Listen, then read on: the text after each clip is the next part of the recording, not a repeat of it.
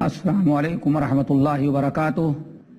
ناظرین، ہم آپ کی خدمت میں تربیت اولاد والدین کا ایک اہم فریضہ اس موضوع کو لے کر کے دوبارہ حاضر ہوئے ہیں، اور اس سے پہلے گفتگو ہماری یہاں آ کر کے رکی ہوئی تھی کہ اللہ تعالیٰ نے حضرت لقمان علیہ السلام کے قصے کو ہم تمام مسلمانوں کی عبرت اور نصیحت کے لیے بیان کیا ہے، تاکہ ہمارے اندر فریضے تربیت اولاد کا جذبہ پیدا ہو اور ہم بھی اپنے اولاد کی ویسی ہی تربیت کریں جس طرح سے حضرت لقمان حکیم نے اپنی اولاد کی تربیت کی تھی۔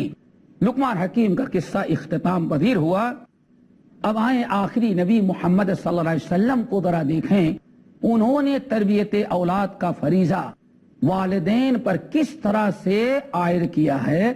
حضرت امام ابو داؤد رحمۃ اللہ علیہ، اسی طرح سے ابو داؤد کے علاوہ ترمذی، بہت سارے محدثین نے نقل کیا، حضرت عمرو بن شعیب عن ابیہ عن جدہ روایت کرتے ہیں کہ نبی علیہ السلام نے فرمایا، مروا اولادکم بالصلاۃ وهم ابناء 7 سنین واضربوهم علیہا وهم ابناء 10 سنین وفرقوهم بین المضاجع۔ ناظرین، نبی علیہ السلام نے اس حدیث کے اندر تربیت اولاد کا فریضہ تمام مسلم مردوں عورتوں پر مقرر کر دیا۔ فرمایا، اے لوگو، مروا اولادکم بالصلاۃ، تم اپنی اولاد کو نماز کا حکم برابر دیا کرو۔ یہ پہلا فریضہ، مروا اولادکم بالصلاۃ، تم اپنی اولاد کو نماز کا حکم دو، برابر دیتے رہو۔ اور کب سے دینے کا حکم دو؟ وہم ابناء 7 سنین، جب تمہاری اولاد 7 سال کی عمر کو پہنچ جائے تو اپنی اولاد کو نماز کا حکم دو۔ کسی بھی مسلمان ماں باپ کو مناسب نہیں ہے کہ 7 سال کی عمر کو اولاد پہنچ جائے اور نماز کے وقت اولاد کھیلتی کودتی رہ جائے، لہو و لعب میں رہ جائے اور نماز پڑھنے کا حکم نہ دے۔ مرو، ناظرین، امر کا صیغہ ہے، نبی علیہ السلام آرڈر دے رہے ہیں، نبی علیہ السلام پابند کر رہے ہیں ماں باپ کو کہ 7 سال کی تمہاری اولاد پہنچ جائے تو اس کو نماز پڑھنے کا حکم دو زبان سے۔ وَاضْرِبُوهُمْ عَلَيْهَا وَهُمْ أَبْنَاءُ 10 سنین، اور اگر تمہاری اولاد 10 سال کو پہنچ جائے، 7 سال کی عمر ہو گئی، 8، 9، 10، یہ 3 سال تو برابر ان کو زبان سے حکم دیتے رہو۔ اور اگر تمہاری اولاد 10 سال کو پہنچ جائے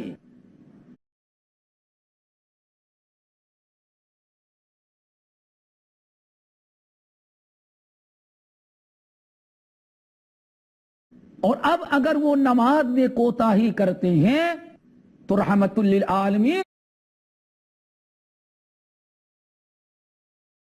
یہ حکم دے رہے ہیں، وَاضْرِبُوهُمْ عَلَيْهَا، اب اپنی اولاد کو مارو اور سزا دو تاکہ نماز کی وہ پابندی کرنے لگے۔ ذرا غور کریں، آپ کا لقب رحمت للعالمین ہے، اور نبی علیہ السلام کو اولاد سے اس قدر محبت تھی، بیٹے سے، بیٹی سے، اولاد سے اس قدر محبت تھی کہ نبی علیہ السلام نماز پڑھاتے رہتے تو اپنے نواسے حسن اور حسین کو اپنے کندھے پر یہ محبت کا عالم تھا، اپنے کندھے پر بیٹھائے ہوئے ہیں، اور جب نبی علیہ السلام نماز پڑھتے قیام کرتے تو اپنے نواسے کو، اپنے بچے کو کندھے پر بیٹھائے۔ جب رکوع اور سجدے میں جاتے تھے تو حضرت حسین حسن کو زمین پر اتار کر کے رکھ دیتے، بلکہ روایتوں میں یہاں تک آیا کہ اگر نبی علیہ السلام سجدے میں گئے اور حضرت حسن یا حسین کو اپنے کندھے سے اتار کے رکھ دیا تھا، پھر اگر جیسے بچوں کی عادت ہوتی ہے، آپ سجدے میں گئے ہیں، آپ کے سر پر یا آپ کے پیٹھ پر بیٹھ جاتے تھے تو نبی علیہ السلام سجدہ لمبا کر دیتے تھے تاکہ بچہ تھوڑی دیر اور ہمارے پیٹھ پر بیٹھا رہ جائے۔ یہ آپ کی محبت اولاد کی علامت، امامت کر رہے ہیں ایک مرتبہ، اور آپ اپنے نواسے کو کندھے پر بیٹھائے ہوئے ہیں۔ محبت کی اولاد کی آپ نے بڑی تعلیم و تربیت کی ہے، بڑی تاکید کیا ہے۔ ایک موقع پر حضرت عائشہ رضی اللہ تعالیٰ عنہ کے پاس ہم یہ بتانا چاہتے ہیں کہ ہمارے بہت سارے ناظرین کو بڑا مغالطہ، اللہ کے رسول نے بچوں کو تھوڑی سی غلطی پر مارنے کا حکم دے دیا، یہ آپ کے شان رحمت کے خلاف ہے۔ ناظرین یاد رکھو، نبی علیہ السلام سے زیادہ اولاد سے محبت کرنے والا کوئی نہیں ہے، اور آپ اپنی اولاد سے نہیں بلکہ دوسروں کی اولاد سے بھی محبت کرتے تھے۔ حضرت عائشہ رضی اللہ تعالیٰ عنہ، صحیح بخاری کی روایت، ایک دن نبی علیہ السلام کہیں باہر گئے تھے، ایک بھیک مانگنے والی خاتون آئی اور اس کے ساتھ میں 2 بچیاں تھی چھوٹی چھوٹی۔ مانگنے والی آئی، حضرت عائشہ رضی اللہ عنہ سے سوال کیا۔ جب اس نے سوال کیا تو ام المومنین عائشہ رضی اللہ تعالیٰ عنہ نے دیکھا کہ 3 ممبر ہیں، 2 بیٹیاں 1 ماں، اس لیے 3 کھجور لا کر کے دے دیں۔ جیسے 3 کھجور لا کر کے دیا، دونوں بیٹی کو دیا اور تیسرا کھجور ماں کو دے دیا۔ بیٹیاں بھوکھی تھیں، فوراً اپنے کھجور کو کھا گئیں۔ ابھی ماں بیچاری کھجور کو توڑ کر کے گٹھلی نکال رہی تھی، صاف کر رہی تھی۔ حضرت عائشہ نے دیکھا کہ دونوں طرف سے بچیاں ماں کے کھجور پر لپک پڑیں۔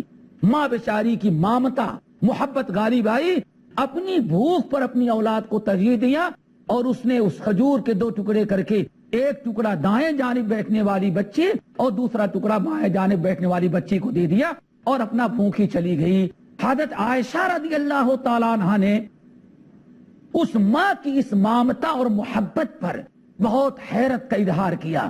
جب وہ چلی گئی، نبی علیہ السلام آئے تو نبی علیہ السلام سے حضرت عائشہ اس حیرت ناک واقعے کو بیان کیا۔ یا رسول اللہ، ماں کو اپنی اولاد سے اتنی محبت ہوتی ہے؟ پوچھا کیا ہوا؟ پورا قصہ بیان کیا کہ یا رسول اللہ، بچیاں جلدی سے اپنا کھجور کھا ڈالی اور ماں ابھی صاف کر رہی تھی، دونوں بچیاں اپنا کھجور کھا کر کے ماں کے کھجور پر ٹوٹ پڑی تو ماں نے اپنی بھوک برداشت کر لی اور اپنے حصے کا کھجور 2 ٹکڑے میں تقسیم کر کے اپنی دونوں بیٹیوں کے دے دیا۔ آپ نے فرمایا عائشہ، تم نے کیا سمجھا ہے اولاد کی محبت، ماں کی مامتا اور اولاد کی محبت جو ماں کے دل میں، کیا تم نے بات کو نہیں سمجھا ہے؟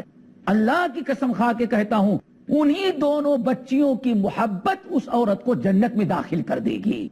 ناظرین، اولاد کی محبت اپنی جگہ پر ہے، رحمت للعالمین کی محبت کا کچھ قصہ ہم نے آپ کے سامنے رکھا، لیکن یہی رحمت للعالمین جب تربیت اولاد کا معاملہ آ گیا تو ماں باپ کو اللہ کے رسول حکم دے رہے ہیں، اگر تمہاری اولاد 7 سال کو پہنچ جائے تو اس کو نماز کا حکم دو، اور 10 سال کی پہنچ جائے، اگر 10 سال کی اولاد ہو جانے کے باوجود بھی اب اگر وہ نماز چھوڑتی ہے، نماز میں کوتاہی اور لاپرواہی کرتی ہے، تو اب اس کو نہیں چھوڑو، وَضْرِبُوهُمْ عَلَيْهَا، اب اس کی پٹائی کر دیا کرو، اسے سزا دو تاکہ آئندہ کبھی نماز چھوڑنے کی اولاد نہ کرے۔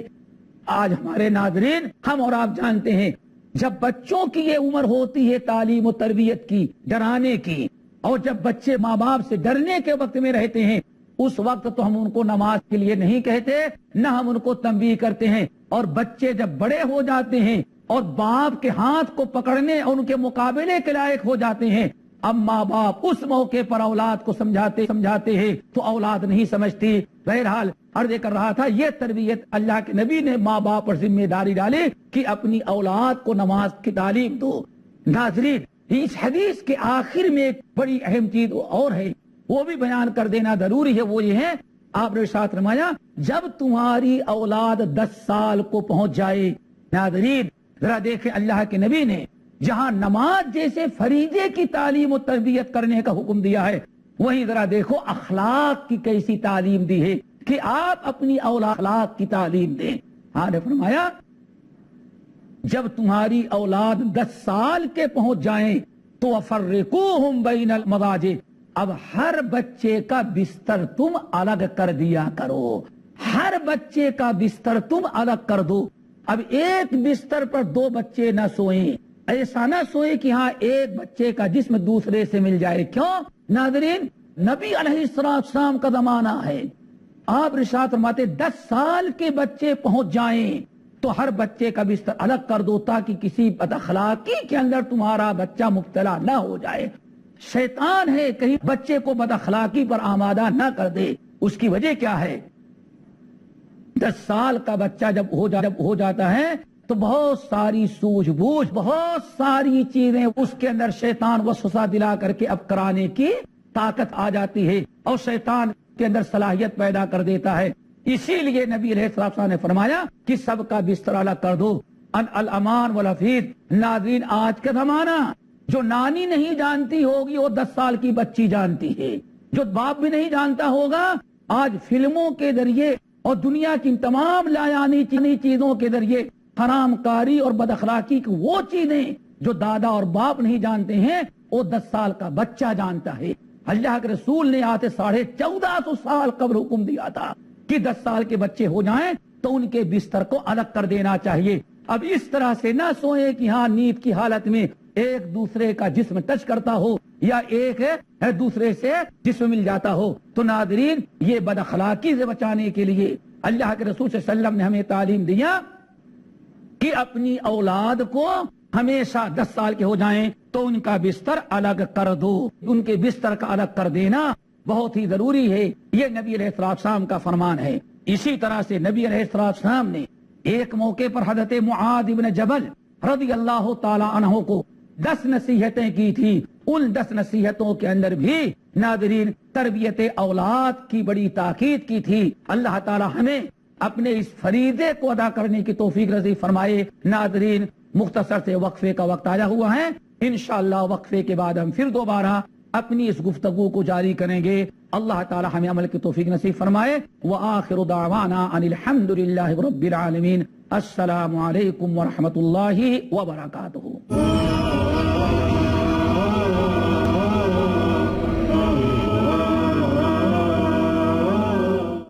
السلام علیکم ورحمۃ اللہ وبرکاتہ۔ ناظرین، مختصر سے وقفے کے بعد پھر ہم اپنا موضوع سخن تربیت اولاد والدین کا ایک اہم فریضہ لے کر کے آپ کی خدمت میں حاضر ہیں، اور گفتگو یہ جاری تھی کہ نبی علیہ السلام نے والدین پر کتنا اہم فریضہ عائد کیا ہے کہ وہ اپنی اولاد کی صحیح تربیت کریں اور ایسی تربیت کریں جس میں عبادات پر بھی زور دیا گیا ہو اور اخلاق کی بھی اور آداب کی تعلیم دی گئی ہو۔ جیسے کہ اللہ رسول نے ارشاد فرمایا کہ مروا اولادکم بالصلاۃ وهم ابناء 7 سنین واضربوهم علیها وهم ابناء 10 سنین وفرقوهم بین المضاجع، یعنی 7 سال کی عمر کو بچے پہنچ جائیں ان کو نماز کا حکم دو، اور 10 سال کے بچے پہنچ جائیں اگر نماز میں کوتاہی کریں تو ان کو سزا دو۔ وفرقوهم بین المضاجع، اور ہر اولاد کا بستر الگ کر دو۔ ناظرین، نبی علیہ السلام کی ایک اور بڑی اہم حدیث ہے جس کو معاذ بن جبل رضی اللہ تعالیٰ عنہ نے روایت کیا ہے، مسند احمد بن حنبل کی حدیث ہے۔ اس حدیث میں نبی علیہ السلام نے حضرت معاذ بن جبل رضی اللہ تعالیٰ عنہ کو 10 باتوں کی وصیت کیا تھا۔ ان 10 باتوں میں سے چند باتیں یہ تھی اولاد متعلق جو ناظرین کے سامنے ہم پیش کر رہے ہیں۔ آن فرمایا انفق علی عیالک من الطولک، بڑی پیاری نصیحت تھی۔ انفق علی عیالک من الطولک واخفهم فی اللہ ولا ترفع عنہم عصاک ادبا۔ ناظرین، یہ 3 بڑی پیاری نصیحتیں نبی علیہ السلام نے اولاد کی تربیت کے متعلق جو ہیں۔ پہلی چیز آپ نے فرمایا تھا، اے معاذ انفق علی عیالک من طولک، اپنی جو کمائی ہوتی ہے، اپنی جو آمدنی ہوتی ہے، اپنی حلال کمائی اور اپنے حلال آمدنی کو سب سے پہلے تم اپنی اولاد پر خرچ کرو، اپنے گھر والوں پر خرچ کرو جس میں تمہاری اولاد بھی۔ انفق علی عیالک من طولک، اپنی اولاد پر اپنے مال اور اپنے آمدنی کو خرچ کرو۔ ناظرین، یہاں والدین کو اللہ تعالیٰ نے رغبت دلائی ہے کہ اپنی اولاد پر اپنی کمائی خرچ کریں اور اپنے بچوں کو اچھے سے اچھا حسب کھلائیں پلائیں پہنائیں۔ بلکہ نبی علیہ السلام نے تو یہاں تک ارشاد فرمایا کہ اگر کوئی باپ اپنی اولاد پر 1 درہم بھی خرچ کرتا ہے، 1 دینار یعنی تھوڑا سا اپنا روپیہ پیسہ خرچ کرتا ہے اس نیت سے کہ یہ اولاد اللہ نے ہمیں دیا ہے، کھلانے والا تو اللہ ہے لیکن ذریعہ اور سبب ہم کو بنایا ہے. ان کی ذمہ داری اٹھانا ہمارا کام ہے. اللہ تعالیٰ نے ہمیں ذمہ دار ٹھہرایا ہے. تو آپ نے ارشاد فرمایا اس نیت سے اگر کوئی باپ اپنی اولاد پر 1 روپیہ بھی خرچ کرتا ہے اللہ تعالیٰ کے ہاں اس صدقے کا اجر و ثواب ملا کرتا ہے. اپنی اولاد پر خرچ کرنا، یہ پہلی نصیحت اللہ کے رسول صلی اللہ علیہ وسلم نے اولاد کے متعلق کیا. انفق علی عیالک من تولک. نمبر 2 ناظرین، بڑی پیاری نصیحت آنے فرمائے ولا ترفع عنہم عصاک ادبا، ولا ترفع عنہم عصاک ادبا، اور ہمیشہ اپنی لاٹھی اور ڈنڈے کو کندھے پر رکھنا. سبحان اللہ. رحمت للعالمین. اولاد کی تعلیم و تربیت کے لیے اور ماں باپ کو اپنے فریضے کو ادا کرنے کی کتنا پیارا انداز اور کتنی اچھی رغبت دلائی ہے. باپ کو اللہ تعالیٰ نصیحت کر رہے ہیں لا ترفع عنہم عصاک ادبا. اپنی اولاد کو ادب سکھلانے کے لیے، اپنی اولاد کی صحیح تربیت کے لیے، اپنی اولاد کو اسلامی آداب و تعلیمات کا پابند بنانے کے لیے لاٹھی کو ہمیشہ اپنے کندھے پر رکھنا. اپنی لاٹھی کو اتار کر کے نہیں دور رکھنا، چھپا کے نہیں رکھنا. ناظرین کیا مطلب ہے؟ ایک تو یہ ہے اپنے لاٹھی کو اپنے کندھے پر رکھنا اور اپنے اولاد کو سکھانے کے لیے، تعلیم تربیت کے لیے بالکل سامنے رکھنا. اس سے فائدہ کیا ہوگا؟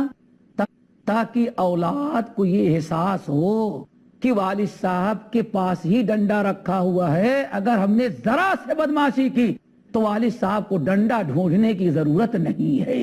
اس لیے ایک طبرانی کی روایت میں نبی علیہ الصلوۃ والسلام فرمایا الکسیات تھا، اگر اپنے کندھے پر نہیں رکھتے تو ڈنڈا ایسی جگہ رکھو جہاں اولاد کو برابر نظر آتا رہے، تاکہ بچے اس کو دیکھ کر کے خوف زدہ ہوں اور بچوں کو ڈنڈے سے مارنے کی نوبت ہی نہ آئے.